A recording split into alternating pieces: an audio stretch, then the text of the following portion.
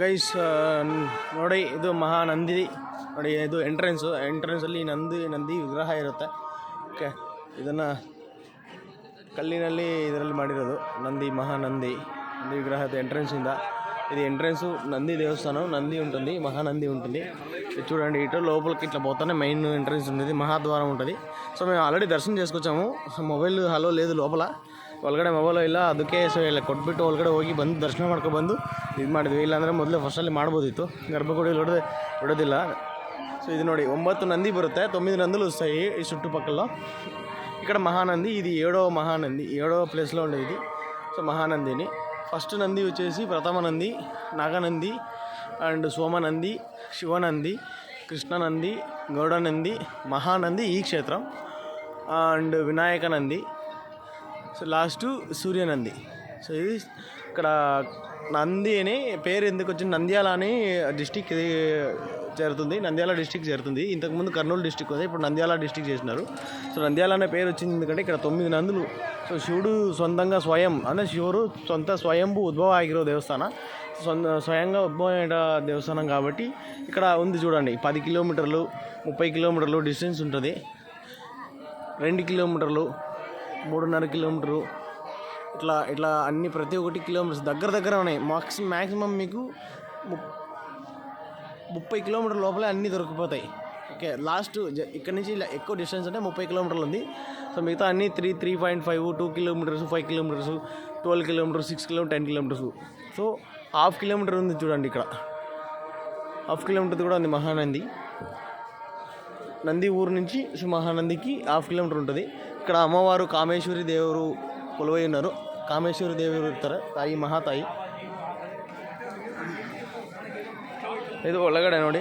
So ಮಹಾದ್ವಾರದಿಂದ ಇಲ್ಲಿ ತಂಗೋದಕ್ಕೆ, ರಾತ್ರಿ ಮಲಗೋದಕ್ಕೆ ಜಾಗನ ಇದೆ. ಆ ಕಡೆ ಈ ಕಡೆ ರೈಟ್ ಸೈಡಲ್ಲಿ ಜಾಗನ ಇದೆ, ಈ ಕಡೆ 2 ಕಡೆ ಇದೆ. ಸೊ ಇಲ್ಲಿ ಮಲಗಬಹುದು, ಮಲಗಿದ್ರೆ ಒಳ್ಳೇದಂತಾರೆ. ಸೊ ನಾವೆಲ್ಲ ನಮ್ಮ ಬಸ್ಸಲ್ಲೇ ಮಲಗಿದ್ವಿ. నైట్ ಬಂದು 9:30కి ಬಂದು 9:30కి వచ్చినాం.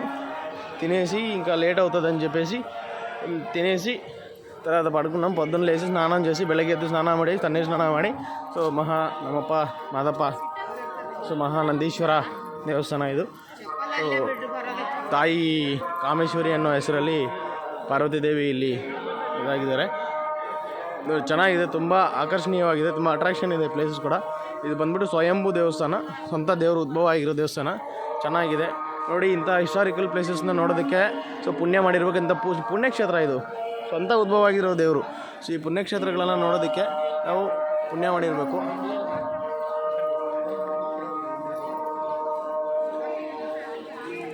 ಒಳಗಡೆ ಗಣೇಶ ದೇವಸ್ಥಾನದ ಗೋಶಾಲ ಇದೆ, ಎಲ್ಲ ಇದೆ. ಸೊ ನಾವೇನಂತಂದರೆ ಬೇಗ ದರ್ಶನ ಆಗಬೇಕು ಅಂತ 200 ರೂಪೀಸ್ ಕೊಟ್ಟು 5:30ಗೆ ಒಳಗಡೆ ಹೋದ್ವಿ. ಮಹಾಮಂಗಳಾರತಿ ಸಿಗುತ್ತೆ ದೇವರ ದರ್ಶನ ಮಾಡೋದಕ್ಕೆ. ಮಹಾಮಂಗಳಾರತಿ ಒಳಗಡೆ ಗರ್ಭಗುಡಿ ಒಳಗಡೆಗೆ ಸ್ಪರ್ಶ ದರ್ಶನ ಮಾಡಿಕೊಡ್ತಾರೆ, ಅಂದರೆ ದೇವ್ರನ್ನ ಮುಟ್ಟಬಹುದು. ಒಳಗಡೆ ಗರ್ಭಗುಡಿಯಲ್ಲಿರೋ ದೇವ್ರನ್ನ ಮುಟ್ಟಿ ಸ್ಪರ್ಶ ಮಾಡಿ ದರ್ಶನ ಮಾಡ್ಬೋದು. ಮಹಾಮಂಗಳಾರತಿ ಇರುತ್ತೆ, ಅರ್ಚನೆ ಮಾಡಿಸ್ಬೋದು.